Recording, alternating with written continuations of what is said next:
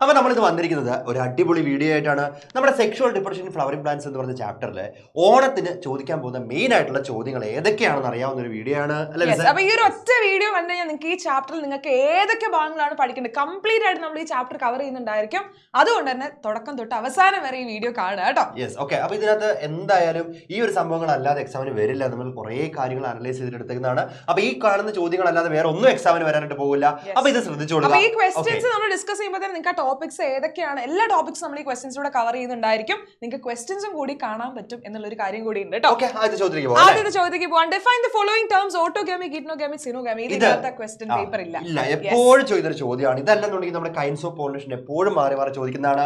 എന്താണ് ഓട്ടോഗാമി എന്ന് പറഞ്ഞാൽ ഒരു പ്ലാന്റിൽ ഒരു ഫ്ലവറിൽ 2 റിപ്രഡക്റ്റീവ് ഓർഗൻ ഉള്ളത്, അവിടെ ജനറ്റിക്കലി സിമിലർ ആണ്, അങ്ങനെയുള്ള കാര്യങ്ങളാണ്. പിന്നെ ജിയനോഗമി എന്ന് പറയുമ്പോഴത്തേക്ക് ഒരു പ്ലാന്റിൽ 2 ഫ്ലവറിൽ അവിടെ നടക്കുന്ന പോളിനേഷനും, സിനോഗമി എന്ന് പറയുമ്പോഴോ 2 പ്ലാന്റിന്റെ കാര്യങ്ങൾ. അപ്പൊ ഇതൊക്കെ നമ്മൾ അവിടെ എഴുതി വെക്കാൻ തന്നെ ഏതാണ് മാർക്ക് ഏകദേശം ഉറപ്പാണ്. ദെൻ അടുത്ത് ചോദിക്കാൻ വരുന്ന ചോദ്യമാണ്, എപ്പോഴും ചോദിക്കുന്ന ഒരു ചോദ്യമാണ്. ഇതും വളരെ ഇമ്പോർട്ടന്റ് ആയിട്ടുള്ള ഒരു ഭാഗമാണ് നമ്മുടെ wind water and insect pollination എന്ന് പറയുന്നത്. ഇതിന്റെ അഡാപ്റ്റേഷൻസ് എപ്പോഴും ചോദിക്കുന്നതാണ്. ചിലപ്പോൾ ഇതുപോലെ ഒരു ടേബിൾ തന്നു കഴിഞ്ഞിട്ട് അതിനകത്ത് എല്ലാം ഇങ്ങനെ നമുക്ക് എഴുതാനായിട്ട് നമുക്ക് ചോദിക്കാം. അല്ലെങ്കിൽ ഒരെണ്ണത്തിന്റെ മാത്രമായിട്ടും നിങ്ങൾക്ക് 2 മാർക്സിന് വിൻഡ് പോളിനേറ്റഡ് ആയിട്ടുള്ള അല്ലെങ്കിൽ വാട്ടർ പോളിനേറ്റഡ് ആയിട്ടുള്ള ഫീച്ചേഴ്സ് നിങ്ങളുടെ എഴുതാനായിട്ട് പറയും.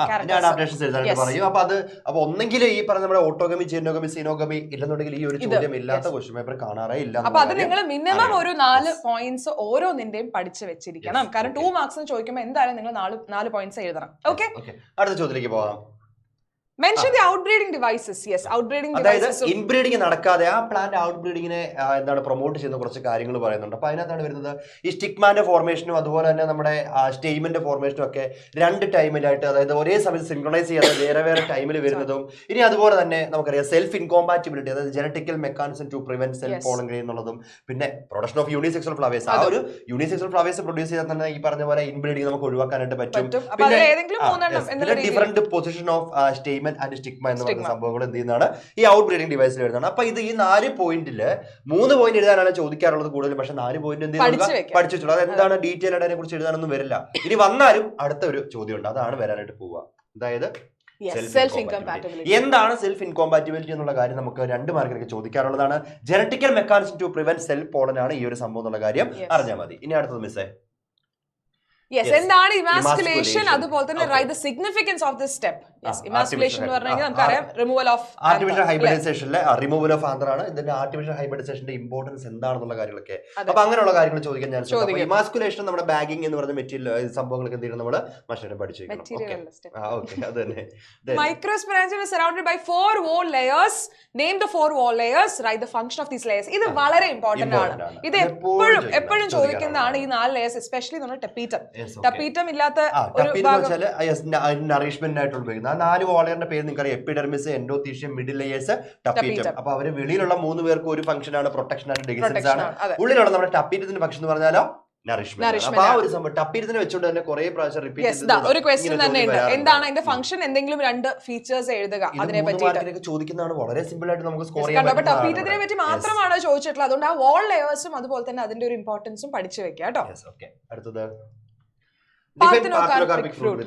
പാർത്തനോകാർപ്പിക് ഫ്രൂട്ട് എന്ന് പറഞ്ഞു കഴിഞ്ഞിട്ടുണ്ടെന്നുണ്ടെങ്കിൽ ഫെർട്ടിലൈസേഷൻ നടക്കാതെ നമ്മുടെ ഈ പറഞ്ഞ പാർത്തനോകാർപ്പിക് എന്ന് പറയുക.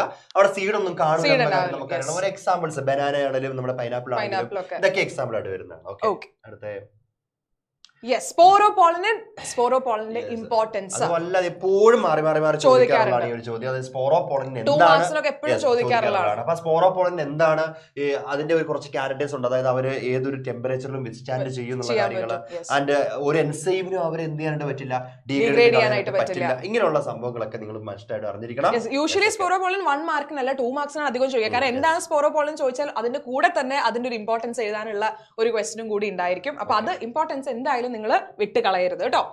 അടുത്തത് ഡയഗ്രാം വെച്ചിട്ടുള്ള ഇപ്പൊ നമ്മൾ ഈ ഒരു ചാപ്റ്റർ എടുത്ത് നോക്കുകയാണെന്നുണ്ടെങ്കിൽ 4-5 ഡയഗ്രാംസ് ആണ് നമുക്ക് പഠിക്കാനായിട്ടുണ്ട്. അപ്പൊ അത് ഇമ്പോർട്ടന്റ് ആണ്. അതിന്റെ ഏറ്റവും ഇമ്പോർട്ടന്റ് സാധനമാണ് നമ്മുടെ ഈ സ്ട്രക്ചർ ഓഫ് ഓവ്യൂൾ എന്ന് പറയുന്നത് അല്ലെ. അപ്പൊ ഇതിനകത്ത് ഇങ്ങനെ ഒരു ചോദ്യം തന്നിട്ട് നമുക്ക് ഇപ്പൊ വരയ്ക്കാനൊന്നും ചോദിക്കാറില്ല.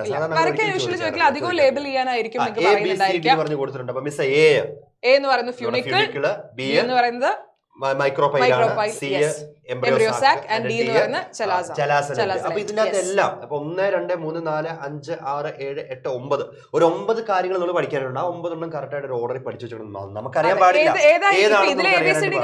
ഉള്ളൂ. അടുത്തൊരു എക്സാം നിങ്ങൾക്ക് ചോദിക്കുമ്പോൾ ഇതിൽ വേറെ ഏതെങ്കിലും ചോദിക്കാനായിട്ട് ചോദിക്കാം. അതെ, അപ്പൊ അതുകൊണ്ടാണ് പഠിച്ചു വെക്കാം. 9 എണ്ണത്തിന്റെ കാര്യം ഒരിക്കലും മറക്കരുത്. ഓക്കെ, ഇനി അടുത്ത ഡയഗ്രാം ബേസ്ഡ് ആയിട്ട് വരുവാണെന്നുണ്ടെങ്കിൽ നമ്മുടെ ഈ ഒരു എംബ്രിയോ സാക്കിന്റെ സ്ട്രക്ചർ, ഒരു മെച്ചൂർ എംബ്രിയോ സാക്കിന്റെ സ്ട്രക്ചർ തന്നിട്ട് അതിനകത്ത് ഓരോ അത് ABCD എന്ന് കൊടുത്തിട്ട് അത് എന്തൊക്കെയാണെന്നുള്ള ചോദ്യം ചോദിക്കാം. അടുത്തത് ഇവിടെ നോക്കിയാൽ എന്താ, A നമ്മുടെ സൈനോർഗിഡ്സിനാണ് ചോദിക്കുന്നത്. D എന്ന് പറയുന്നത് B പൊളാനുക്ലിയൈ, A ആന്റിപോഡൽ സെൽസ്. അപ്പൊ ഇത് എന്തൊക്കെയാണെന്നുള്ള കാര്യം ചോദിക്കാം. പിന്നെ ഇവിടെ ഇത് കേട്ടോ, പ്ലോയിഡ്, സൈഗോട്ട് ആൻഡ് പി എൻ. സൈഗോട്ടിന്റെ പ്ലോയിഡ് നമുക്ക് അറിയപ്പോഴും 2N ആണ്, P എന്ന് പറഞ്ഞാൽ 3N ആയിരിക്കും, അറിയാവുന്നതാണ്. ഓക്കെ, ഇനി അടുത്തത് ഇനി ഇത് ഈ ഒരു നമ്മുടെ പോളൻ ഗ്രൈനിന്റെ സ്ട്രക്ചർ വന്നു കഴിഞ്ഞിട്ട് അതിനുള്ള 2 സെൽ ഏതാന്നുള്ള കാര്യം ഇപ്പൊ നമ്മുടെ ലാസ്റ്റ് എക്സാമിന് പോലും ഇത് ചോദിച്ചിട്ടുള്ളതായിരുന്നു. അപ്പൊ അതെന്താണ്, A എന്ന് പറഞ്ഞാൽ വെജിറ്റേറ്റീവ് സെല്ല്, B എന്ന് പറഞ്ഞിട്ടുണ്ടെങ്കിൽ ജനറേറ്റീവ് സെല്ലുമാണ്. അതിന് 2 പെക്യുലാരിറ്റീസ്, ഒന്ന് ലാർജ് ആണ്, ഒന്ന് സ്മോൾ ആണെന്നൊക്കെ എഴുതി വെച്ചാൽ തന്നെ മാർക്ക് ആയതാണ് അതിനകത്ത് കേട്ടോ. പിന്നെ ഇവിടെ ഒരു ഇറഗുലർ ഷേപ്ഡ് ന്യൂക്ലിയസ് ആണ്, താഴെ ഒരു സ്പിൻഡിൽ ഷേപ്ഡ് ആണ്. ഇങ്ങനെയുള്ള കാര്യങ്ങളൊക്കെ എഴുതിയാൽ തന്നെ അതിന്റെ മാർക്കായി. ഇനി അടുത്തത് എന്തൊരു സിമ്പിൾ അല്ലേ, വളരെ സിമ്പിൾ ആണ്. നിങ്ങൾ കുറച്ച് ഡയഗ്രാംസ് കാര്യങ്ങളൊക്കെ പഠിച്ചാൽ തന്നെ നിങ്ങൾക്ക് മാർക്ക് കിട്ടി. എപ്പോഴും ഇത് ഇങ്ങനെ തന്നെ ആയിരിക്കും, ഈ ഒരു രീതിയിൽ തന്നെ ആയിരിക്കും ക്വസ്റ്റ്യൻസ് വരുന്നത്. എക്സാം എന്ന് പറയുമ്പോഴത്തേക്കും ആകെ ഈ സെക്ഷൽ ഡിപ്രഷൻ, ഫ്ലവറിംഗ് പ്ലാന്റ്സ്, ബയോടെക്നോളജിന്റെ പകുതി. എന്തായാലും ഏറ്റവും കൂടുതൽ വെയിറ്റേജ് ഒരു 20 മാർക്കോളം വരാനായിട്ട്. ഓക്കെ, അപ്പൊ ഏറ്റവും കൂടുതൽ ചോദ്യം ഇതിനായിരിക്കും. അപ്പൊ എന്തായാലും ഡയഗ്രാം ഉള്ള ഒരു ചോദ്യം എന്തായാലും ഉണ്ടാവുന്നതായിരിക്കും. ഇനി മോണോകോട്ട് സീഡിന്റെ സ്ട്രക്ചർ അതുപോലെ തന്നെ ലേബൽ ചെയ്യാനായിട്ട്, പാർട്സ് ലേബൽ ചെയ്യാനായിട്ട് വരാം. A എന്ന് പറഞ്ഞാൽ എൻഡോസ്പെർമം, B എന്ന് പറഞ്ഞാൽ സ്ക്യൂട്ടലാണ്, ആൻഡ് C എന്ന് പറഞ്ഞിട്ടുണ്ടെങ്കിൽ പ്ലിമ്യൂളാണ്, ആൻഡ് D എന്ന് പറഞ്ഞാൽ റാഡിക്കലാണ്. പിന്നെ ഇവിടെ പ്ലിമ്യൂളിനെ കവർ ചെയ്യുന്നത് കോളിയോറൈസ്, കോളിയോറൈസ്, ഇതൊക്കെ ചോദിക്കാനായിട്ട് ചാൻസ് ഉണ്ട്. പിന്നെ ഇവിടെ സെപ്പറേറ്റ് ചെയ്യുന്ന ലെയർ ആ ഒരു അല്യൂറോൺ ലെയർ ചോദിക്കാനായിട്ടൊക്കെ ചാൻസ് ഉള്ളതാണ്. Okay, then observe the diagram and label the parts. അതായത് ഡൈക്കോട്ട് സീഡിന്റെ ഈ സ്ട്രക്ചർ വന്നു കഴിഞ്ഞിട്ട് അത് എന്താന്നുള്ള കാര്യം ചോദിക്കാം. A എന്ന് പറയുന്നത് നമ്മുടെ പ്ലിമ്യൂളാണ്, B എന്ന് പറഞ്ഞാൽ 2 കോട്ടിലിഡോൺസ് ആണ്, ആൻഡ് C റാഡിക്കൽ ആണ്, ആൻഡ് ലാസ്റ്റ് റൂട്ട് ക്യാപ്പ് ആണ് നമ്മുടെ D എന്ന് പറയുന്നത്. അപ്പൊ ആ ഒരു സ്ട്രക്ചർ അതിലുള്ള ചോദ്യങ്ങളും അവിടെ എന്തായാലും ചോദിക്കാവുന്നതാണ്. Yes, okay. അടുത്തത് ഇതിനകത്ത് അവസാനത്തെ പാർട്ടിലേക്ക് വരുമ്പോൾ നമ്മുടെ സീഡും ഫ്രൂട്ടും ഇങ്ങനെയുള്ള സംഭവങ്ങളൊക്കെ വന്നു കഴിയുമ്പോഴേക്കും ഒരുപാട് ചോദ്യങ്ങൾ വരില്ല. നമ്മുടെ എംബ്രിയോ ജനസിസ് ആണ് അതിനകത്ത് ചോദിക്കുന്നത്. അത് ചോദിക്കാന്ന് വെച്ചാല് ഫുള്ള് നിങ്ങളോട് എഴുതാനൊന്നും പറയുന്നില്ല. നമ്മുടെ അതിനകത്തുള്ള ഈ പറഞ്ഞ ഓർഡർ തെറ്റിച്ചു കൊടുത്തിട്ട് അത് കറക്റ്റ് ഓർഡറിലേക്ക് heart shaped embryo, globular, mature embryo, proembryo. അപ്പൊ ജസ്റ്റ് ഓർഡറിൽ എഴുതാം, പ്രോ എംബ്രിയോ, അത് കഴിഞ്ഞാൽ globular embryo, heart shaped embryo and mature embryo. അപ്പൊ ആ ഓർഡർ കറക്റ്റ് ആയിട്ട് നിങ്ങൾ പഠിച്ചു വെച്ചിരിക്കണം. അത് ചോദിക്കാനായിട്ട് ചാൻസ് ഉള്ളതാണ്. കഴിഞ്ഞു. ഇത്രേ ഉള്ളൂ നമ്മുടെ ഈ ക്വസ്റ്റ്യൻസിൽ പറഞ്ഞിട്ടുള്ള കാര്യങ്ങൾ തന്നെ. ഈ ഒരു ഭാഗത്ത് നിന്ന് തന്നെ നിങ്ങൾക്ക് എന്ത് വരുള്ളൂ, ക്വസ്റ്റ്യൻസ് എന്ന് പറയുന്നത് വരുന്നുണ്ടായിരിക്കുള്ളൂ. അപ്പൊ ഒരു ടെൻഷനും വേണ്ട, നമ്മളിപ്പോ എല്ലാ കാര്യം പറഞ്ഞു കൊടുത്തിട്ടുണ്ട്, എന്താണെന്നുള്ള കാര്യം നമ്മൾ പറഞ്ഞിട്ടുണ്ട്. അപ്പൊ ഇത് വെച്ചുകൊണ്ട് നിങ്ങൾ ആ ഒരു കറക്റ്റ് നോട്ട് എടുത്ത് വെച്ച് നിങ്ങൾ പഠിക്കാനായിട്ട് ഇരിക്കുമ്പോൾ ഈ വീഡിയോ എടുത്ത് വെച്ചിട്ട് ഇതിനകത്ത് എന്തൊക്കെയാണ് നമുക്ക് പഠിക്കേണ്ടതെന്നുള്ള കാര്യം എടുത്ത് വെച്ചാൽ നിങ്ങൾക്ക് ക്വസ്റ്റ്യന്റെ ഒരു പാറ്റേൺ മനസ്സിലായിട്ടുണ്ടാവും, എങ്ങനെയാണ് ചോദിക്കുന്നുണ്ടായിരിക്കും, ഒരു ഐഡിയയും കൂടി കിട്ടിയിട്ടുണ്ടായിരിക്കും. അപ്പൊ ഇനി ബാക്കി കാര്യങ്ങളൊക്കെ ഇതിപ്പോ നമ്മൾ ജസ്റ്റ് ഏതൊക്കെയാണ് വരിക, എങ്ങനെയൊക്കെയാണ് ചോദിക്കുക എന്നുള്ളതേ പറഞ്ഞിട്ടുള്ളൂ. ഇനി ബാക്കി കാര്യങ്ങളൊക്കെ നമ്മുടെ ലൈവിൽ ഉണ്ടായിരിക്കും. അപ്പൊ നിങ്ങൾ എന്ത് ചെയ്യുക, നമ്മുടെ ഏകന്റെ ലൈവിലേക്ക് വരാം. ഇതിപ്പോ ബയോളജിയുടെ മാത്രമാണ്, പക്ഷെ എല്ലാ സബ്ജക്ട്സിനും ഇതുപോലെ അടിപൊളിയായിട്ട് നിങ്ങൾക്ക് ഓണപരീക്ഷയ്ക്ക് വേണ്ട എല്ലാ കാര്യങ്ങളും പറഞ്ഞു തരുന്നത്. ഏറ്റവും ഇമ്പോർട്ടന്റ് ഉള്ള കാര്യം, നിങ്ങൾക്ക് ഇതുപോലുള്ള എന്തെങ്കിലുമൊക്കെ വീഡിയോസ് വേണമെന്നുണ്ടെങ്കിൽ ഈ വീഡിയോയുടെ താഴെ നിങ്ങൾ കമന്റ് ചെയ്യണം. അതായത് സാർ ഇന്ന കാര്യം ഒരു വീഡിയോ ചെയ്യാനായിട്ട് പറ്റുമോ, അങ്ങനെയുള്ള ഒരു കാര്യം നിങ്ങൾ കമന്റ് ചെയ്യുകയാണെന്നുണ്ടെങ്കിൽ ഉറപ്പായിട്ട് നിങ്ങൾക്ക് അത് എന്ത് ചെയ്യാനാണ് നമ്മൾ ചെക്ക് ചെയ്തിട്ട് വീഡിയോ ചെയ്ത് കൊടുക്കുന്നതായിരിക്കും. കമന്റ്സിലൂടെ ഒക്കെ നമ്മൾ പോകുന്നുണ്ടായിരിക്കും. ഏത് സബ്ജക്ട് വേണമെങ്കിലും ആയിക്കോട്ടെ, കെമിസ്ട്രിയോ ഫിസിക്സോ എന്തോ ആയിക്കോട്ടെ, നിങ്ങൾക്ക് വേണ്ട കാര്യങ്ങൾ നിങ്ങൾ കമന്റ് ചെയ്തിട്ടുണ്ടെങ്കിൽ ഉറപ്പായിട്ടും നമ്മൾ അതിനെ നോക്കിയിട്ട് അതിനൊരു എന്താണ് കാര്യം ചെയ്തു തരുന്നതായിരിക്കും. അപ്പൊ നിങ്ങൾക്ക് വേണ്ട വീഡിയോസ് എന്തൊക്കെയാണ്, നിങ്ങളുടെ സജഷൻസ് എന്തൊക്കെയാണെന്നുള്ളത് ഈ വീഡിയോയുടെ താഴെ കമന്റ് ചെയ്യുക. ആൻഡ് വീഡിയോ ഇഷ്ടപ്പെട്ടു എന്നുണ്ടെങ്കിൽ ലൈക്ക് ചെയ്യാൻ മറക്കരുത്. ഈ കാര്യങ്ങളൊക്കെ അറിയാവുന്ന ഫ്രണ്ട്സിനൊക്കെ ഷെയർ ചെയ്ത് കൊടുക്കുകയും ചെയ്യുക. അപ്പൊ ഇനി അടുത്തൊരു വീഡിയോയിൽ കാണാം. Bye bye.